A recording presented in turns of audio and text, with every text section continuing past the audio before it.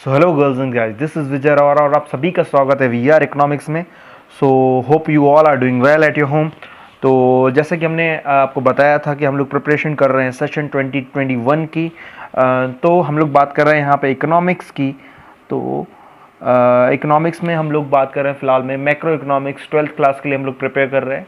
सो आप लोग अभी घर बैठे बैठे ही इकोनॉमिक्स की प्रिपरेशन कर सकते हो 2021। बहुत ही क्लियर वीडियोस, छोटे छोटे वीडियोस आपके लिए बना रहे हैं हम। पूरा चैप्टर का एक्सप्लेनेशन बहुत अच्छे तरीके से कर रहे हैं, है ना, जिसमें से सबसे पहला चैप्टर हमारा हो चुका है। तो हमारा नेक्स्ट चैप्टर क्या है? National income. तो आपको अगर पुराना वीडियो देखना है या फिर पहले चैप्टर के सारे वीडियोस देखने हैं तो इधर मैं आई बटन पे भी लिंक डाल दूंगा, डिस्क्रिप्शन में भी लिंक डाल दूंगा। इस वीडियो के एंड में भी वो आपके पास आ जाएगा, नोटिफिकेशन आ जाएगा कि आप वो वाला वीडियो वहाँ पे भी देख सकते हैं, है ना। इसके बाद मैं एक बार और आपसे बोलना चाहूँगा कि please do subscribe my channel, जिससे कि आपको इकोनॉमिक्स पढ़ने में बहुत ज़्यादा आसानी हो जाएगी। आप अगर 12th क्लास में हैं, 11th क्लास में हैं, 11th क्लास की माइक्रो इकोनॉमिक्स की वीडियो अगर देखेंगे ना तो सारी वीडियोज़ डली हुई है ना। अभी फ़िलहाल में बात कर रहे हैं हम लोग 12th क्लास की, जिसमें हम लोग पढ़ने वाले हैं नेशनल इनकम के बारे में। तो नेशनल इनकम क्या होती है, लेट्स टॉक अबाउट दैट। तो नेशनल इनकम को हम लोग, नेशनल इनकम का ऐसा भी बोला जाता है कि बहुत इंपॉर्टेंट टॉपिक, या फिर बोल सकते हैं कि बहुत ऐसा बोला जाता है इसके बारे में कि बहुत टफ चैप्टर होता है। ऐसा बिल्कुल भी नहीं है। जैसा कि आप धीरे धीरे आप पढ़ते जाएंगे, हर एक चीज़ आपको बहुत इजीली, बहुत आसानी से बनती जाएगी। So let's begin with that. तो बात करते हैं सबसे पहले हम लोग नेशनल इनकम की। तो नेशनल इनकम होता क्या है? नेशनल इनकम का शॉर्ट फॉर्म हम लोग NI भी लिख सकते हैं। तो national income is that factor income. National income क्या होती है? वो फैक्टर इनकम होती है which is earned by normal resident of country, है ना।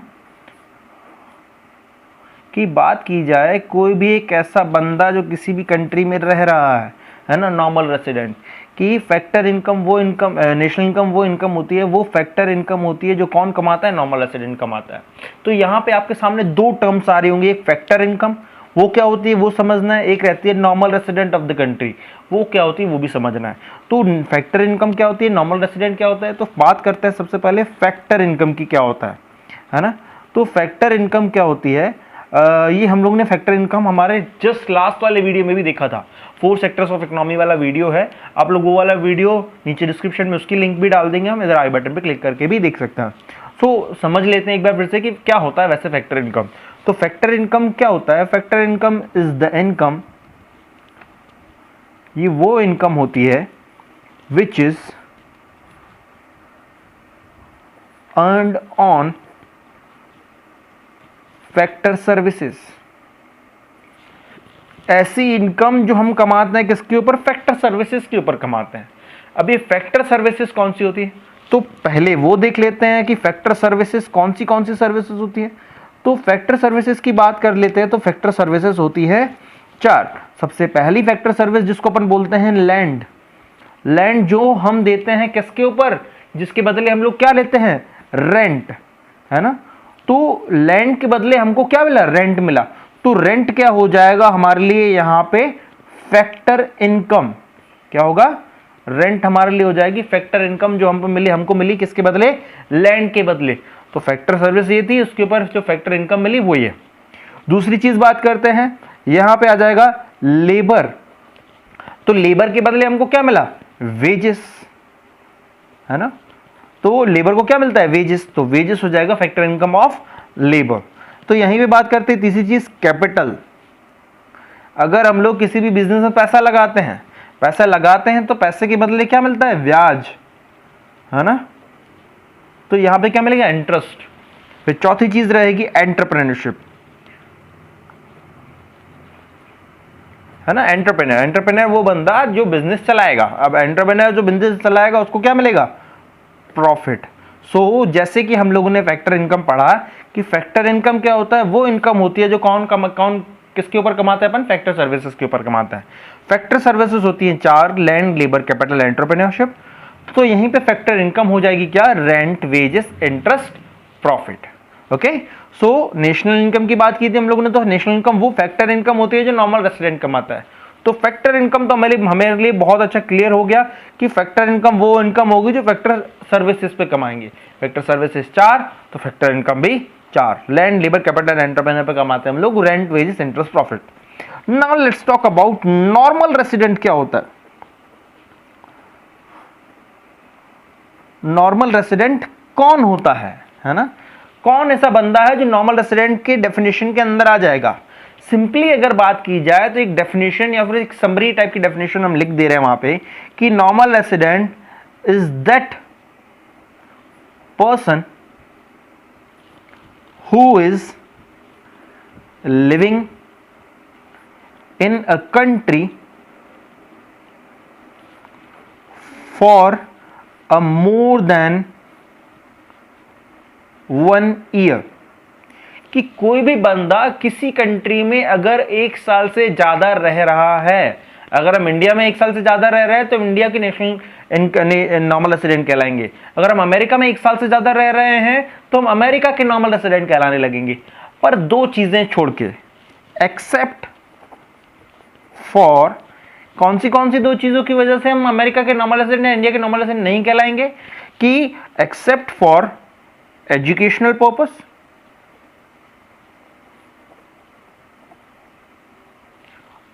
And medical treatment.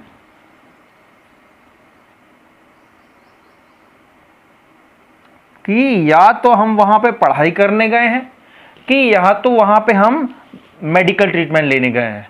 तो अगर हम किसी भी कंट्री में 1 साल से ज्यादा रह रहे हैं, ना ही वहां पे मेडिकल ट्रीटमेंट ले रहे हैं, ना ही वहां पे हम एजुकेशन के लिए गए हैं, तो ना हम वहां पे मेडिकल के लिए गए हैं, ना ही एजुकेशन के लिए गए हैं, तो हम गए क्यों वहां पे? तो वहां पे श्योरली हम गए होंगे रहने या फिर पैसा कमाने वहां पे, है ना? तो कोई भी बंदा किसी भी एक कंट्री में इन 2 चीजों के अलावा 1 साल से ज्यादा रह रहा है, कोई भी एक बंदा, फिर से सुनिएगा, ध्यान से सुनिएगा, रिपीट विथ मी, कि कोई भी एक ऐसा बंदा जो किसी भी कंट्री में 1 साल से ज्यादा रह रहा है इन 2 चीजों के अलावा, ना ही मैं वहां पे एजुकेशनल ट्रीटमेंट के लिए गया हूं, ना ही वहां पे मैं मेडिकल ट्रीटमेंट के लिए गया हूं, ना ही एजुकेशन के लिए गया हूं वहां पे, तो इन दोनों के अलावा मैं अगर दूसरी कंट्री में रह रहा हूं तो कौन से पर्पस से रह रहा हूँ? कमाने के पर्पस से रह रहा हूँ, तो श्योरली हम उस कंट्री के नॉर्मल रेसिडेंट कहलाने लगेंगे। इसके बाद भी हम लोग और उसको क्लैरिफाई कर लेते हैं कि कौन कौन सी चीजें जरूरी हो जाती है नॉर्मल रेसिडेंट होने के लिए। तो बात करते हैं who are the normal residents of a country. कौन कौन हमारी कंट्री का नॉर्मल रेसिडेंट हो सकता है? सबसे पहला चीज आ जाएगा, नॉर्मल रेसिडेंट को हम लोग शॉर्ट फॉर्म में एनआर लिख लेते हैं। Normal resident can be an individual और एन इंस्टीट्यूशन। कि नॉर्मल रेसिडेंट होने के लिए जरूरी नहीं है इंडिविजुअल ही हो, इंस्टीट्यूशन भी हो ही सकता है। कि अगर हम एक कंट्री में इंस्टीट्यूशन चला रहे हैं, कि हमारा कोई कोचिंग क्लास जो मान लीजिए वीआर इकोनॉमिक्स इंडिया में चल रहा है, इसी तरीके का वीआर इकोनॉमिक्स का एक ब्रांच हमने ओपन कर लिया चाइना में, या फिर एक ब्रांच हमने ओपन कर लिया ब्राजील में, तो उस कंट्री में भी मेरा इंस्टीट्यूशन जो रहेगा वो इंस्टीट्यूशन भी आपका नॉर्मल रेसिडेंट कहला सकता है। या फिर मेरा वो वाला पैसा जो हम कहाँ से कमा रहे हैं, ब्राजील से कमा रहे हैं, 1 साल से ज्यादा हम वहाँ पे इंस्टीट्यूट चला रहे हैं, तो जो भी मेरा वो वाला पैसा है जो ब्राजील से कमा रहे हैं वो ब्राजील की नेशनल इनकम में जुड़ेगा। समझ में आया? तो यहाँ पे बात करते हैं दूसरी चीज जो जरूरी है या नहीं है नॉर्मल रेसिडेंट होने के लिए, वो क्या रहेगी कि it is not necessary for a normal resident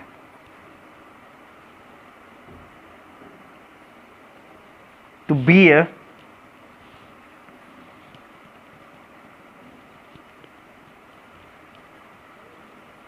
citizen of that country। कि ऐसा बिल्कुल भी जरूरी नहीं है कि क्या बोल रहा है, it is not necessary for a normal resident to be a citizen of that country. ऐसा बिल्कुल भी नहीं है कि अगर हम एक कंट्री के नॉर्मल रेसिडेंट हैं तो हम दूसरी कंट्री के उसी कंट्री के सिटीजन भी होना चाहिए, ऐसा बिल्कुल भी नहीं है। Let us take an example to understand this, कि मान लीजिए अगर मैं इंडिया में रह रहा हूं और इंडिया से मैं चला गया अमेरिका में रह के मैं 1 साल से ज्यादा हो गया, 2 साल हो गए, 2 साल से ज्यादा मैं अमेरिका में रह रहा हूं, है ना, 2 साल से ज्यादा मैं अमेरिका रह के जॉब कर रहा हूं, तो मेरे पास Aadhaar card, ration card, driving licence सब इंडिया का है, पर मैं अमेरिका में रह रहा हूं, तो अमेरिका की नॉर्मल रेसिडेंट तो जुड़ने लगा मैं। पर ऐसा नहीं है कि मैं अमेरिका की सिटीजनशिप में आने लगा, नहीं, मेरे पास सिटीजनशिप अभी भी इंडिया की ही है, पर मैं उसकी नॉर्मल रेसिडेंट में आने लगा हूं, है ना। तो वही चीज है कि ऐसा जरूरी बिल्कुल भी नहीं है नॉर्मल रेसिडेंट होने के लिए कि हमें उस कंट्री का सिटीजन भी होना हो, है ना। नॉर्मल रेसिडेंट और सिटीजनशिप दोनों अलग अलग चीजें हैं, है ना, ध्यान से समझिएगा इस चीज को। तीसरी चीज कि international organisations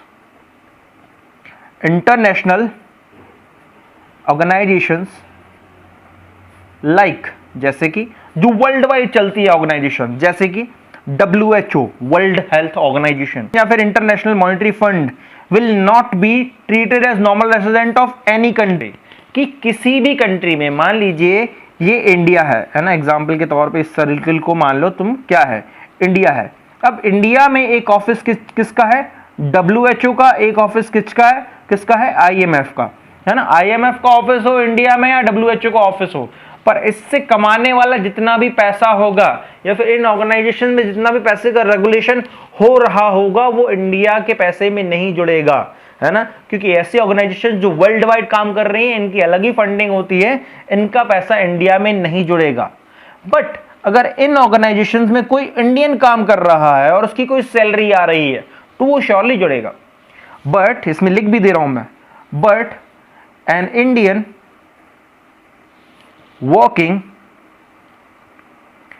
in those organizations will be treated as normal resident of India। समझ में आया कि ऐसी ऑर्गेनाइजेशन जो वर्ल्ड वाइड काम कर रही है, WHO, IMF, वो अगर इंडिया में है तो इंडिया की नॉर्मल रेसिडेंट नहीं कहलाएंगी, बट उनमें काम करने वाले इंडियंस इंडिया की नॉर्मल रेसिडेंट कहलाएंगे, ठीक है ना। तो यहां पे चौथी चीज बात कर ले, क्या चीज जरूरी है नॉर्मल रेसिडेंट होने के लिए या नहीं है। ये आपकी बुक में शायद हो सकता है पॉसिबल ये पॉइंट्स नहीं भी दिए हों, पर this is necessary to study कि ऐसी कौन सी चीजें हैं जो नॉर्मल रेसिडेंट हमें बनाती हैं, है ना। तो इसमें चौथी चीज आ जाएगी क्या, कि these persons will never be treated as normal resident of any country, कि ऐसे लोग किसी भी कंट्री के नॉर्मल रेसिडेंट नहीं कहलाते, किसी भी दूसरी कंट्री के नॉर्मल रेसिडेंट नहीं कहलाते।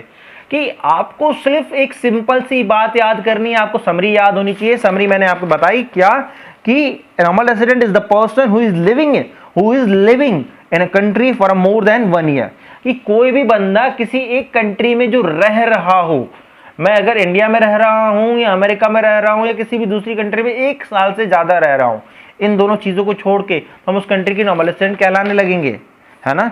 अब यहाँ पे बात की थी हम लोग ने WHO और IMF में कौन काम कर रहा है, इंडियंस काम कर रहे हैं। अब इंडिया में रह के काम कर रहे हैं, इंडियंस ही काम कर रहे हैं, तो वो तो इंडिया में ही रह रहे हैं, तो इंडिया की नॉर्मल रेसिडेंट कहलाएंगे, है ना। तो ऐसे लोग कभी भी किसी भी कंट्री के नॉर्मल रेसिडेंट नहीं कहलाते हैं। जैसे कि सबसे पहला फॉरेन विजिटर्स, अब आप घूमने जा रहे हो, है ना, घूमने जा रहे हो किसी भी कंट्री में, तो 1 साल से ज्यादा थोड़ी घूमते ही रहोगे।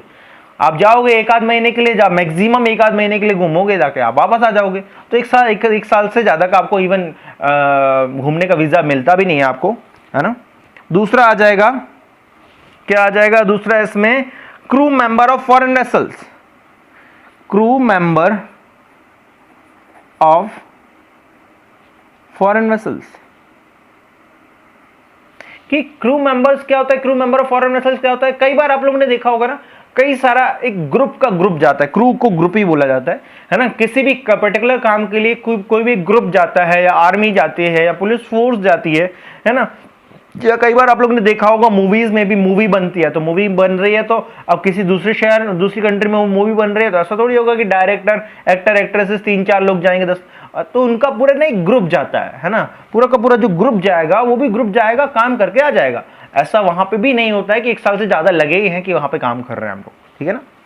यहां पे तीसरा बंदा जो नॉर्मल रेसिडेंट नहीं कहलाएगा, वो जैसे कि a person coming in India, India के एग्जाम्पल ले ले रहे हैं, फॉर इंस्टॉलिंग मशीनरी। मान लीजिए जापान का कोई भी एक प्लांट इंडिया में लग रहा है, अब जापान का कोई एक प्लांट इंडिया में लग रहा है तो वहां से कई सारे लोग हमारे यहाँ पे मशीन इंस्टॉल करने आएंगे, तो अगेन उनका भी काम इतना ही रहता है कि आप लोग गए उस कंट्री में, मशीन इंस्टॉल की, काम किया, 1-1.5 महीने में या फिर 1-2 दिन में, 10 दिन में काम किया, वहां से आके वापस आ गए। आप लोगों ने कई बार देखा होगा, अभी आजकल बहुत ऐसे काम चल रहे हैं कि जहां पे हमारी कंट्री में या फिर हमारे घर के इंटीरियर वगैरह बनाने के लिए हम लोग बाहर से लोग बुलाते हैं, है ना, तो बाहर से इंटीरियर के लोग काम करने आएंगे और काम करके अपने देश चले जाएंगे, है ना। चाइना से ऐसा बहुत हो रहा है आजकल। तो यहाँ पे ये 3 लोग कभी भी हमारी कंट्री के नॉर्मल रेसिडेंट नहीं कहलाएंगे या किसी भी कंट्री के नॉर्मल रेसिडेंट नहीं कहलाते, जो फॉरेन घूमने गए हैं या फिर crew member of foreign vessels बताया, या फिर कोई भी एक मशीन इंस्टॉल करने के लिए बंदा आया या गया। यहाँ पे 5वीं चीज जो नॉर्मल रेसिडेंट होने के लिए जरूरी है या नहीं है, वहां पे कौन सी चीज रहेगी, बॉर्डर वर्कर्स। बॉर्डर वर्कर्स, अब ये कौन होते हैं? Border workers are those who lives in a country and goes to work in another country। ऐसे कौन से बंदे हैं भाई जो रोज दूसरी कंट्री में जा रहे हैं काम करने के लिए और रोज वापस आ जा रहे हैं? कि एग्जाम्पल के तौर पे बताया है कि यहां पे इंडिया और नेपाल, है ना, ये फिर से आ गया इंडिया और नेपाल की बॉर्डर ना बिल्कुल जुड़ी हुई है, इंडिया नेपाल की बॉर्डर जुड़ी हुई है।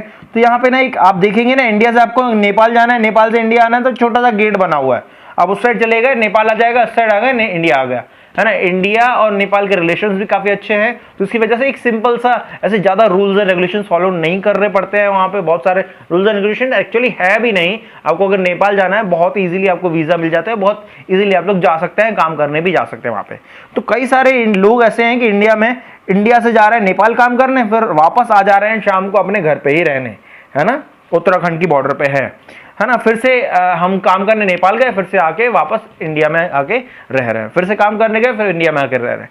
तो ऐसे लोग जो बॉर्डर, ऐसे इन लोगों को बॉर्डर वर्कर्स कहला जाता है ना। तो ऐसे लोग जो बॉर्डर वर्कर्स हैं वो उस कंट्री के नॉर्मल रेसिडेंट कहलाते हैं जिसमें वो लोग रह रहे हैं, ना कि वहां जहां पे वो लोग काम करने जा रहे हैं। हमने आपको क्या बताया कि डेफिनेशन में, इसमें क्या बताया था हमने समरी में, is the person who is living in a country, रह रहा हो, कमाने नहीं जा रहा हो, है ना। Border workers are those, border workers की डेफिनेशन हो गई, border workers will be normal resident of that country